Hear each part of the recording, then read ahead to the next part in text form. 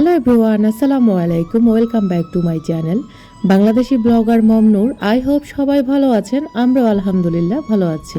ঘুম ভাঙার পরে বারান্দায় চলে আসি আমার এই সুন্দর সুন্দর গাছগুলোর সাথে কিছুক্ষণ সময় কাটানোর জন্য। এতটাই ভালো লাগে, গাছগুলোকে অনেক বেশি আদর করতে ইচ্ছে করে। যদিও আমার কাছে তেমন একটা কালেকশন নেই, তারপরে যে কয়টা কালেকশন আছে এগুলাই আমার কাছে অনেক বেশি ভালো লাগে। আর যখন বৃষ্টি হয় তখন তো এগুলো এত বেশি স্নিগ্ধ হয়ে থাকে, তখন সত্যি অনেক অনেক বেশি ভালো লাগে। আমি তখন এগুলাকে এত বেশি আদর করি, যখন হয়তো বা কেউ দেখবে তখন হয়তো বা কেউ হাসতেও পারে আমার এই কার্যকলাপগুলো দেখে। যদিও আমার কাছে অনেক বেশি ভালো লাগে। পার্সোনালি যারা গাছ ভালোবাসে তারা কিন্তু এই ধরনের কার্যকলাপগুলো করেই থাকে, আর এটাই হচ্ছে স্বাভাবিক ব্যাপার। আমার আজকের ভিডিওর কোথাও কোনো অংশ যদি আপনার একটু হলেও ভালো লেগে যায় তাহলে প্লিজ আমার ভিডিওতে একটি লাইক দিতে ভুলবেন না। আপনি যদি আমার চ্যানেলে আজকে নতুন হয়ে থাকেন, চাইলে আমার চ্যানেলটিকে সাবস্ক্রাইব করে পাশে থাকা অল অপশনটা অন করে রাখতে পারেন। আর আমার এরকম নিত্য নতুন ভিডিওগুলো সবার আগে পৌঁছে যাবে আপনার কাছে। আপনি সময় করে আমার ভিডিওগুলো দেখে নিতে পারবেন। যদি বেশি ভালো লেগে যায় তাহলে প্লিজ আপনার ফ্রেন্ডস অ্যান্ড ফ্যামিলির সাথে আমার চ্যানেলের লিঙ্ক বা ভিডিও লিঙ্কটা শেয়ার করতে ভুলবেন না। আজকে ভিডিওটি শুরু করেছি সন্ধ্যার পর থেকে। যদিও সকালবেলা গাছগুলোর সাথে কিছুক্ষণ সময় পার করে এসে তারপরে হচ্ছে সারাদিন অন্যান্য কাজ করেছি, দিনের বেলায়ও কাজ করেছি। যদিও সবগুলো কাজ আপনাদের সাথে শ্যুট করতে পারিনি, কারণ আমার হচ্ছে ফোনে স্টোরেজ থাকে না, যার কারণে আমি চাইলেও সব কিছু শেয়ার করতে পারি না। তবে ইনশাল্লাহ চেষ্টা করব আপনাদের সাথে এ টু জেড সমস্ত সব কিছু তুলে ধরার জন্য। আজকে আমি আপনাদের সাথে শেয়ার করব রাতে 1 ঘন্টা কাজ যদি গুছিয়ে করা যায় তাহলে পরের দিন বলেন তার 2-3 দিন কিন্তু রিল্যাক্সে সময় কাটানো যায় এবং কি সুন্দরভাবে আপনার জীবনযাপন করতে পারবে। এখানে আপনার কাছে মনে হবে সংসারটা অনেক বেশি ইজি। আপনি বাচ্চাদের স্কুল, তারপরে হচ্ছে ইউটিউব, সমস্ত সব কিছু সমান তালে আপনি হ্যান্ডেল করতে পারবেন, যেটা আমি করতে পারি আলহামদুলিল্লাহ। এই যে ফার্স্ট টাইম দেখতে পেলেন, আমি কিন্তু সন্ধ্যার পরে যেদিন সময় পাই সেদিন কিন্তু 1 ঘন্টা হাতের সমস্ত কাজগুলো আমি 1 ঘন্টার ভিতরে গুছিয়ে ফেলতে পারি। ফার্স্ট টাইম হচ্ছে আপনারা বেশ কিছু পেঁয়াজ কাঁচামরিচ এক্সট্রা করে কেটে একটা বক্সে ভরে রেখে দেবেন ফ্রিজে অথবা ডিপে, যেখানে রাখতে আপনার সুবিধা হবে বা ভালো লাগবে সেখানে রেখে দেবেন।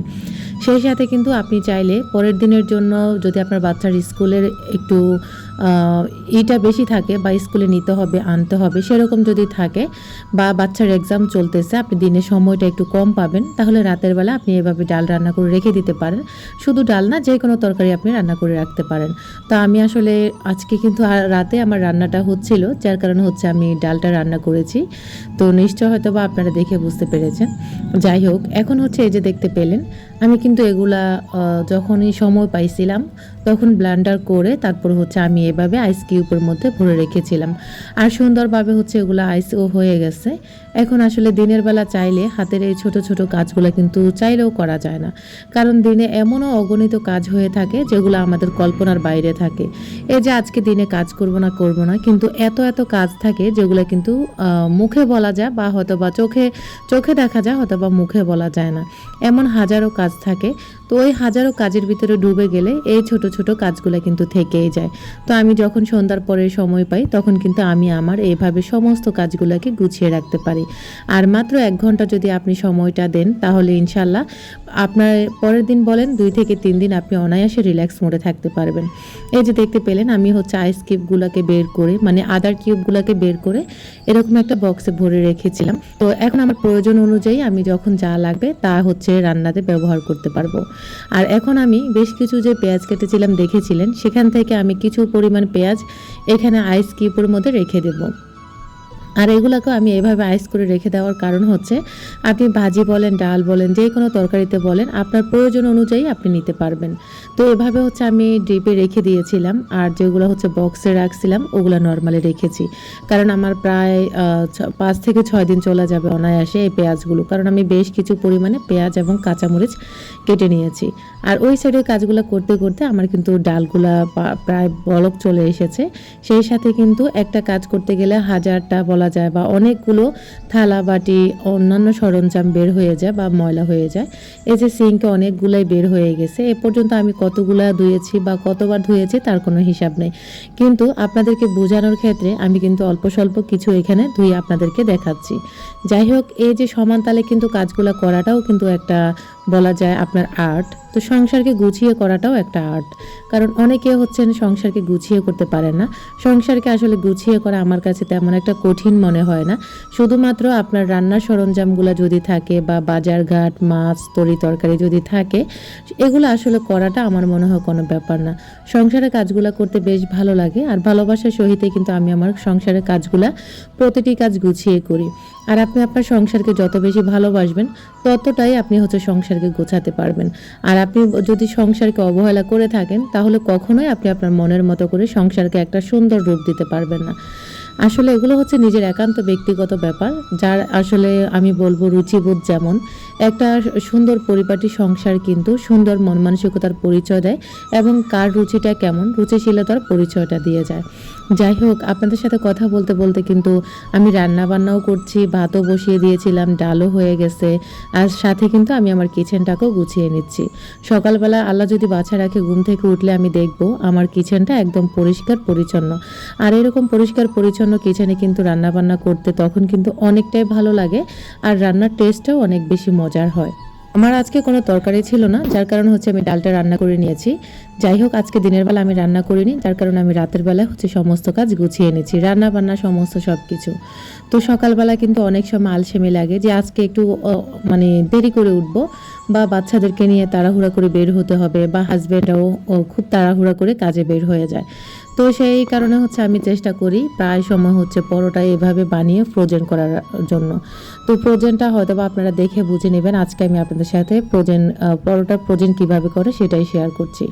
এই যে দেখতে পেলেন, আমি হচ্ছে এখানে আটা নিয়ে নিয়েছি। আটার মধ্যে পরিমাণ মতো লবণ এবং কি চিনি দিয়ে দিয়েছি। আমি কিন্তু পরোটার আটার মধ্যে চিনি দিই, কারণ আমার পরোটা একটু মিষ্টি মিষ্টি হলে খেতে ভালো লাগে।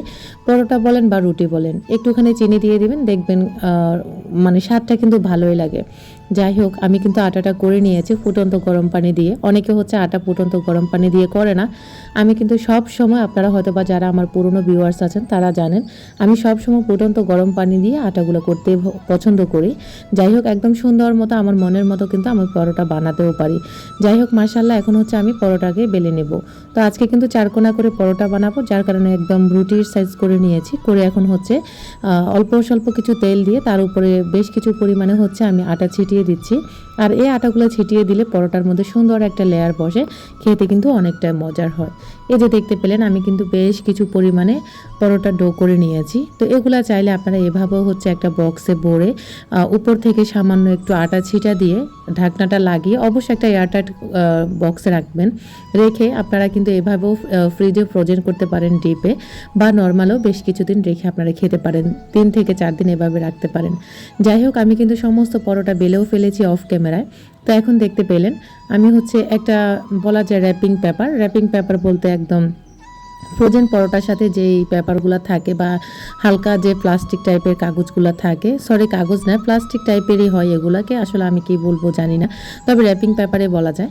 তো এগুলাকে এভাবে দিয়ে একটার উপর একটা র্যাপিং পেপার দিয়ে, তার উপর একটা পরোটা দিয়ে, আবার একটা র্যাপিং পেপার দিয়ে, আবার হচ্ছে একটা পরোটা দিয়ে, এভাবে একটার উপর একটা করে করে আপনি র্যাপিং পেপার দিয়ে পরোটাগুলো রেখে দিতে পারেন ডিপ ফ্রিজে। একদম 10 থেকে 15 দিনের জন্য আপনি একসাথে বানিয়ে রাখতে পারেন। অনায়াসে আপনার পরোটাগুলো অনেক বেশি সুন্দর হবে, আর খেতেও অনেক বেশি মুচমুচে এবং কি অনেকটাই মজাদার হয়। হয়তোবা যারা খাননি তারা একবার খেয়ে দেখবেন, বা এভাবে রেখে দিতে পারেন। এই যে ব্যাস, আমার সকালের চিন্তা মুক্ত আমি হয়ে গিয়েছি। এখন আল্লাহ যদি বাছা রাখে, সকালে ঘুম ভাঙলে শুধু আমি হচ্ছে চা বসিয়ে তারপর হচ্ছে পরোটাগুলো আমি ছেঁকে নিতে পারবো। আমার কোনো ধরনের কোনো ঝামেলা থাকলো না। ব্যাস, রাতে যদি এভাবে 1 ঘন্টা কাজ গুছিয়ে করা যায়, তাহলে সংসার করা কোনো ব্যাপারই না। আর জীবন হবে আপনার আরামের। সংসার জীবন আপনার কাছে এত বেশি ভালো লাগবে, তখন আপনার ইচ্ছা করবে আপনার সংসারকে সারা দিন সময় দিতে। এমনটাই একটা অবস্থা আমার এখন হয়ে গেছে। যাই হোক, আমি আমার ভালোবাসা ভালো লাগা থেকে আমার সংসারের কাজগুলো গুছিয়ে করতে পারি। এই যে দেখতে পেলেন, আমি কিন্তু পরোটা বানিয়ে এভাবে হচ্ছে ফ্রোজেন করে রেখে দিয়েছি। চাইলে আপনারা নর্মালি রেখেও খেতে পারেন, আর ডিপে এভাবে ফ্রোজেন করে রাখতে পারেন অনেক দিনের জন্য। যাই হোক, আমি হচ্ছে কিচেন কাউন্টার টপটা ভালো করে হচ্ছে ক্লিন করে গুছিয়ে নিয়ে এখন হচ্ছে সিঙ্কে যে এক্সট্রা আবার থালাবাটি হয়েছিল এগুলো আসলে সবাই ভাত খেয়েছিল, যদিও সন্ধ্যা অনেকগুলো দোয়াপালা করেছি যার কারণে এখন তেমন একটা হয়নি। তো এটা হচ্ছে আটার বাটিটা, সেই সাথে কিন্তু 2টা মাত্র প্লেট হয়েছে। আমি কিন্তু এখনও খাবার খাইনি, বাচ্চারা এবং আপনাদের ভাইয়া খাবার খেয়ে ফেলেছে। তো আমি এই যে থালাবাটি সম্পূর্ণ সিঙ্কের থেকে ধুয়ে এভাবে একটা জালিতে রেখে দিই। সমস্ত পানিগুলো ঝরার পরে পরবর্তী দিনে আমি হচ্ছে এগুলাকে কিচেন সেলফে ভালো করে একটা একটা করে সুন্দর করে গুছিয়ে রাখি। ব্যাস আমার একদিনের 1 ঘন্টা কাজ করে আমার পুরো দিনের কাজ শেষ হয়ে গেছে। আজকের মতো এখানেই বিদায় নিচ্ছি। আল্লাহ হাফেজ, আসসালামু আলাইকুম।